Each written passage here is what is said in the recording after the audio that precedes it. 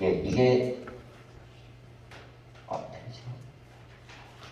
방금 빠진 것 같은데, 예.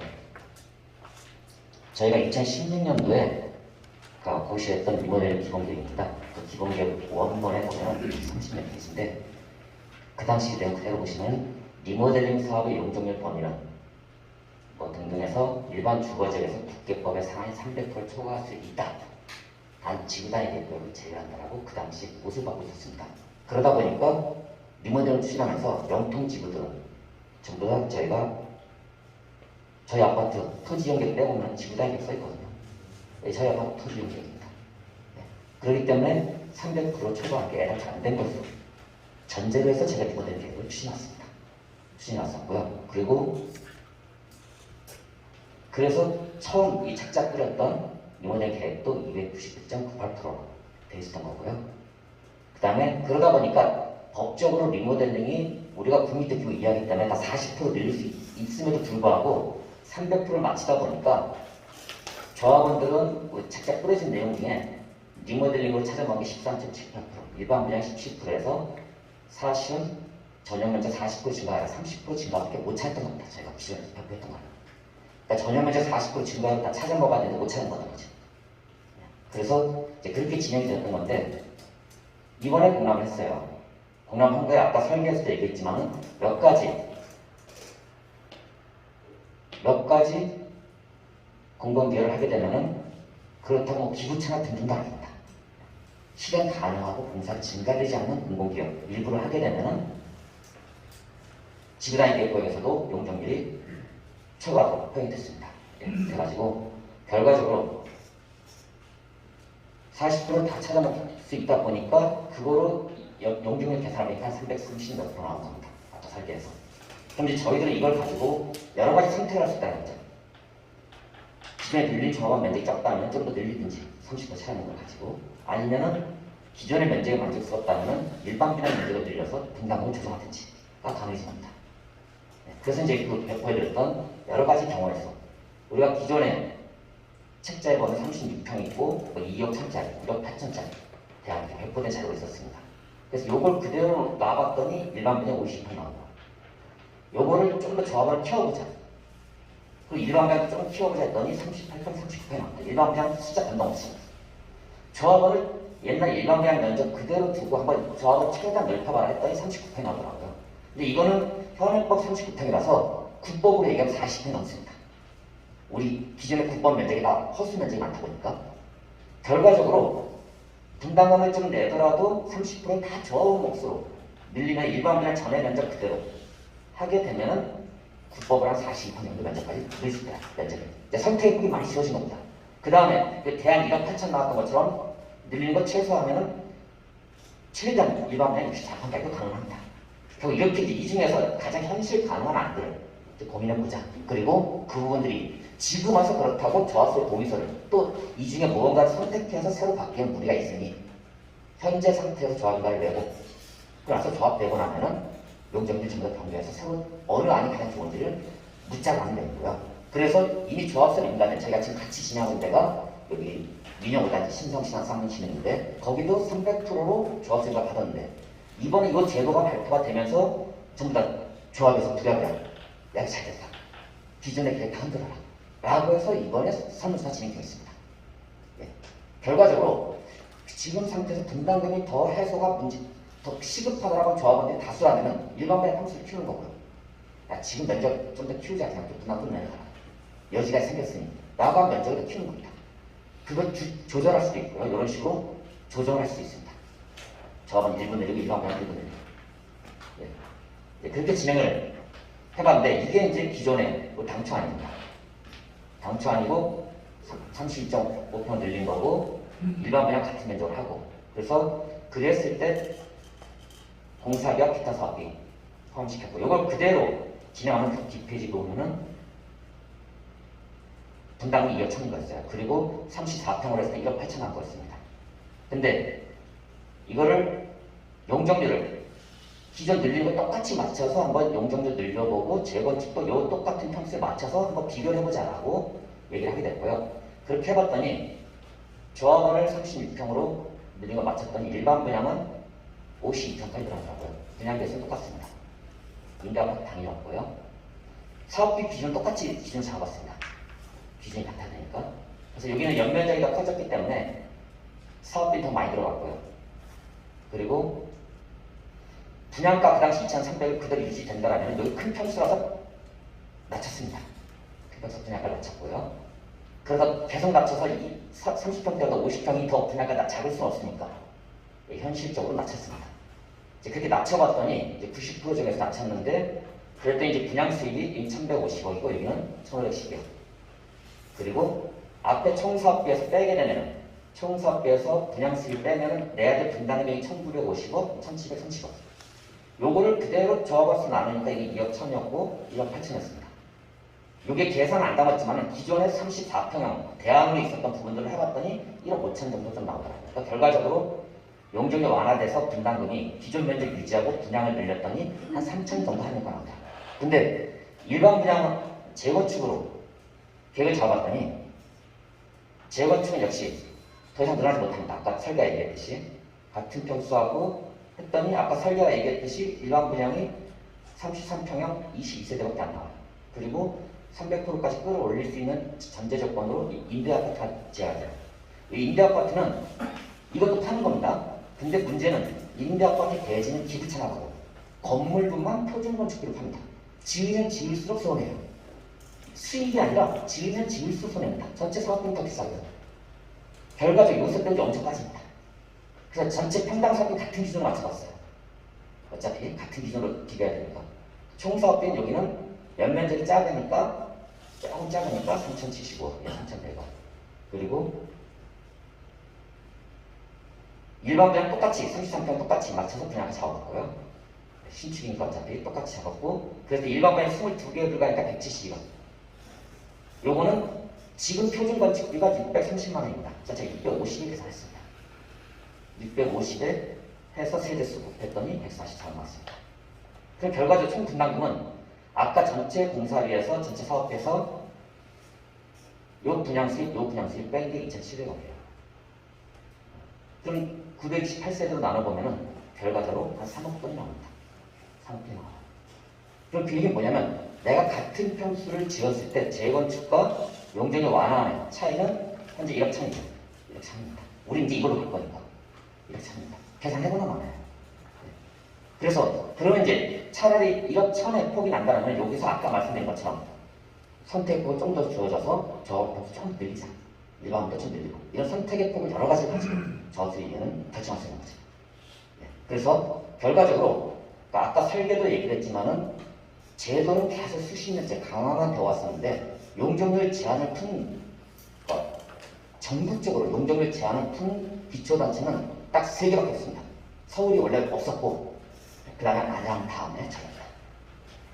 최근에 발표된 일산, 용인, 군포 전부 다 여전히 300%예요. 수원만 저희도 사실 기대를 안 했는데 창원 이번에 발표했는데 전부 다 300%. 그나마 완화시켜서 300%.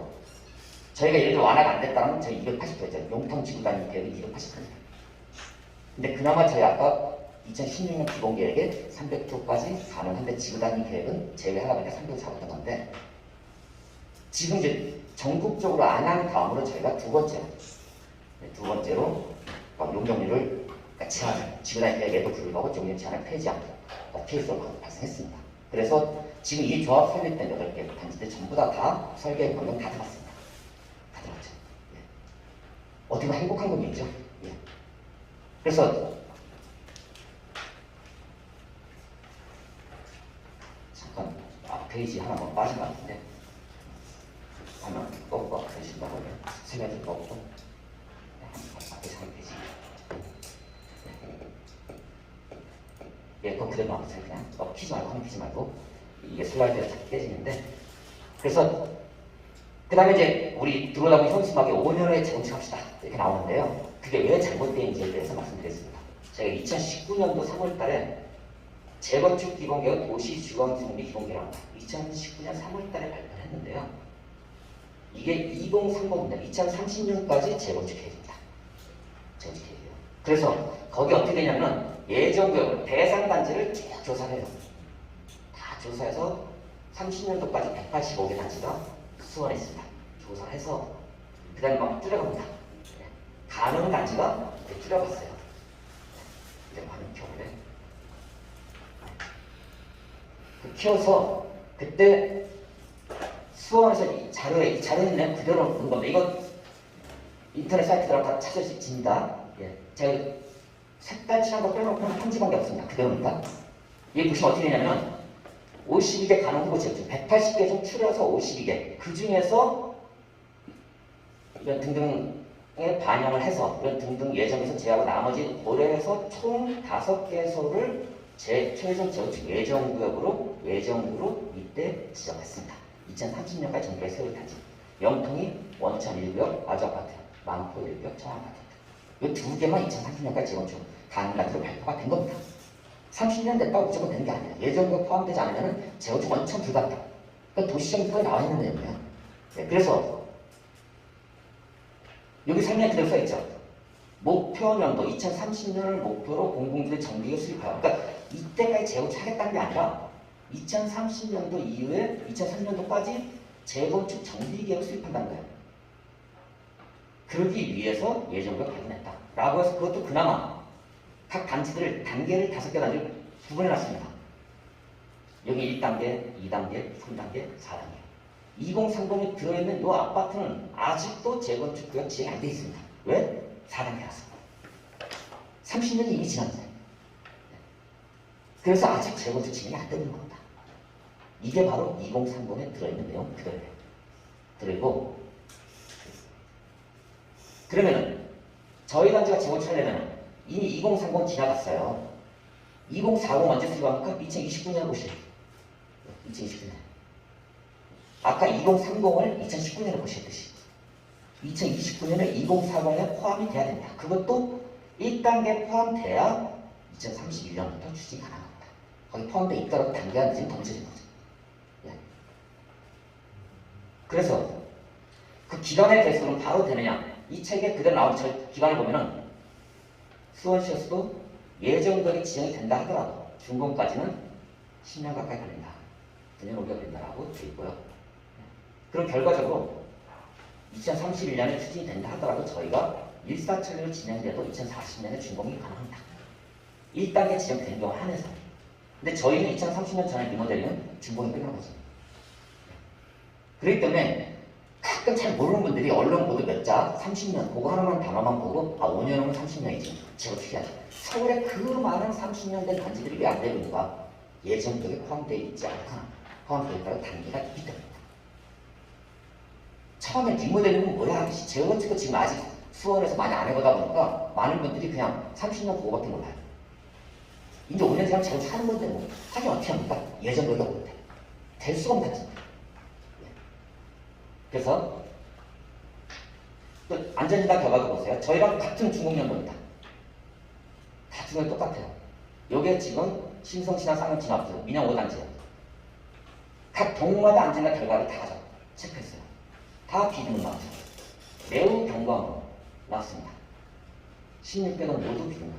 신명 동거아파트 나왔죠. 8개동 모두 비등록. 삼성케어 10개동 비등록 2개동 비등록이에요. 이게 뭡니까? 워낙 튼튼한 아파트는 얘기예요. 헐래야 헐 수가 없는 아파트입니다. B등급이라는 얘기는 D등급이 나오기 위해서 최소한 15년 이상 더 필요합니다. 그렇기 때문에 많은 분들이 이제 서서 이제 실망으로 저만 듣고 산 것을 장담할 수 있는 게 30년 됐으니까 친구시들. 아까 말한 기본계획, 그 다음에 안전진단 결과에 의해서 결과적으로 이게 재건축이 왜 서울에서 바로 진행 안 되고 30년, 40년, 50년 걸렸구나라는 걸 왜 된 걸 이제 알게 됩니다. 단순히 제도가 강화돼서만 안 돼. 이런 구조적인 문제입니다. 따라서 저희 단지가 준공연도 똑같아요. 준공연도가 똑같습니다. 물론 B등급은 수직 진출이 가능해요. C등급은 수평 진출이 가능하고, 근데 저희는 아직 수직은 워낙 제도가 강화되다 보니까 완화된다면 정책 바꿔서 수직인출하면 갈 수 있겠죠. 근데 지금 워낙 수직이 안 되다 보니까 다들 B등급에도 불구하고 별동 수평 진출만 지금 하고 있습니다. 예. 혹여나 저희 진행기도 중에 조합이 된 다음에도 수익 증치의 조건들 상당 완화된다면 수지로 바로 갔습니다. 예. 그건 이제 그 다음 선택의 폭인데 어쨌든 안전진단은 다 비립니다. 라는 사실을 알 수가 있습니다. 따라서 저희가 2030년이 된 앞으로 5년 후에 바로 재건축이 추진될 수 있다라고 희망을 갖는 것 자체가 현실 불가능한 뿐이다. 단정적으로 말할 수 있습니다. 그래서 저희는 재건축형 리모델링입니다. 왜 재건축형 리모델링이냐? 옛날 리모델링보다 법이 완화돼가지고 교환이 가능해졌어요. 저희는 사실 단일평이라서 이게 큰 의미가 없는데 평형이 섞여 있는 단지들은 큰 평이나 더 넓기 싫어 작은 집이랑 교환합니다. 그 분담금 정상만 하면 돼. 양도세 없이 이루어집니다. 사실상 재건축이에요. 그런가 하면은 저희도 해당되는 거죠. 신축 별동분 전부 다 조합원의 우선 배제가 가능합니다. 내 집 타면 양도세 없습니다. 내가 그걸 신청해서 받으면은 내가 살던 집 일반적으로 돼요. 근데 그 세대가 많지가 않죠. 전체 조합원 세대 15%밖에 늘리지 못해. 추첨하는 거죠. 그래서 실제 사례가 이론이 아니라 실제 사례가 두 건이 나왔죠. 이게 저희가 하는 단지입니다. 분당 무지개마을 4단지가 사업성이 났어요. 2주 하려다 말고 긴급 안건이 올라왔죠. 야 15%가 아까운데 분당은 사실 좋은 자리에 일반 분양한 걸 조합원에게 주면 분당이 전체적으로 좀 늘어난다. 그럼에도 불구하고 저거를 왜 일반에게 공급하냐. 분양가 상한제 됐나요? 조합원이 가져가자. 라고 발의가 되었고 조합장이 오케이 했어요. 그래서 지금 바로 변경 들어갑니다. 신청 다 받아요. 그래서 그러면 이게 실제 진행 상황입니다. 우리 영통 주공 5단지도 거기 GS인데 GS가 시공사 입찰 제한서 아예 써놨어요. 신축부는 조합원 우선이죠. 이게 사실상 재건축이죠. 선택이 주어진 거죠. 그 다음에 청산자가 생기면 역시 조합원에게 이건 이미 무지개막 이미 했습니다. 청산자 동호수를 저층에 있는 조합원이 나 가져가겠다. 그럼 시청자 모집했더니 몇 집이 나와서 추천은 셋이 배정했죠. 배정된 집은 나중에 그 집을 유감하는 거죠. 또 한 세대 전체가 상용시킨 겁니다. 그러면 야 이게 지원도 그래도 이거 어차피 낡은 옛날 97년 주공 써있는 거 아니냐. 보증이 특히 안 바뀌나 이거 어차피 낡은 아파트 아니냐. 라고 얘기하는데 황정 다시 이게 아까 화면에 나온 그렇게 되어 있어요. 개포 우성부차 건축물 대장입니다. 잘 보셔야 돼요. 이게 왜 재건축형인가가 이 건축물 대장 뺐더니 대장에 호적이 바뀌었어요. 이해가시죠? 21년 12월 1일로 단지 이름도 우성부차 아니라 개포 도시락으로 바뀌었죠. 리모델링 한다고 해서 옛날 호적이 나간 게 아닙니다. 그러기 때문에 새 아파트에서 걸려야 되는 거예요. 건축물 대장이 새롭게 탄생합니다. 건축물 대장. 결과적으로 리모델링 하면 얇은 집 생각하는데 왜 리모델링 한 집들이 새값에 거래되는가 하는 부분은 이미 준공 끝난 순간에 호적이 사람으로 치면 호적이 바뀐다. 새로운 대장이 발급됩니다. 새로운 대장이 발급되면서 1층 있는 사람이 2층으로 혹은 101동 101호가 나중에 103동 503호로 옮겨갈 때 대장 바꾸면 상권당 기재를 바꿔버리는 거예요. 그럴 때는 양도세 없이 호수분괴가 되는 거죠. 이게 바로 재건축형입니다. 이 좋은 조건들이기 때문에 여기 ANU도 그렇고 저희 회사도 그렇고 사실 실제 리모델링보다 재건축이 많아요. 근데 저희가 재건축이 우수한 단지에서 재건축하자고 하죠. 그러나 저희 단지는 이미 용적률 220%다. 이건 계산할 필요도 없이 리모델링입니다. 분명히 정해진 단지입니다. 한번 다시 펴주세요. 아까 영상에도 나왔지만은 이 아파트가 개포구차가 이제 바뀌었는데 잘 보시면 두꺼워졌죠. 이쪽도 가까워졌어. 베이 확장이 돼가지고 가까워졌어요. 폭이 들어가지고. 이 리모델링은 실제 이 결과인데, 그래서 이 아파트가 1층 이제 피로트 만들어졌고요. 그리고 여기 이제 사진에 그 당시 공사하느라고 다 차를 뺐는데 쫙 꽉 차 있었죠. 그건 다 지하철 타고 갔죠. 그렇게 하다 보니 아파트 시세가 어떻게 나옵니까? 40평짜리가 32평에 40평밖에 안 되는데 30억이 됐어요. 표 뜯었는데 그 바로 붙어 있습니다. 재건축 아파트예요. 바로 중공량도 별로 차이 안 나. 워낙 큰 단지야 23개도. 근데 38평에 34억입니다. 큰 차이가 없죠. 단지 규모가 작기 때문에 발생하는 시가차 정도에 들어갑니다. 이미 새 아파트로서 거래되기 때문이죠. 거래되기 때문입니다. 따라서 재건축과 리모델링이 큰 단지는 큰 단지로서 더 투명한 효과를 볼 수밖에 없는 거죠. 저희 단지도 역시 마찬가지로 이제 일반 배양 생기는 1000세대 남았어요. 1000세대 신축으로서 건축 대학 새로 만드는 작업이다 라고 이해하시면 될 것 같고요. 그러면 여기까지 나머지 저번에 쭉 설명했던 몇 가지 부분들이 있는데 내용을 좀 달리해서 부분만 설명했다. 여기까지 설명을 드리고 질문 있으면 받도록 하겠습니다. 고맙습니다. 네, 그러면 이제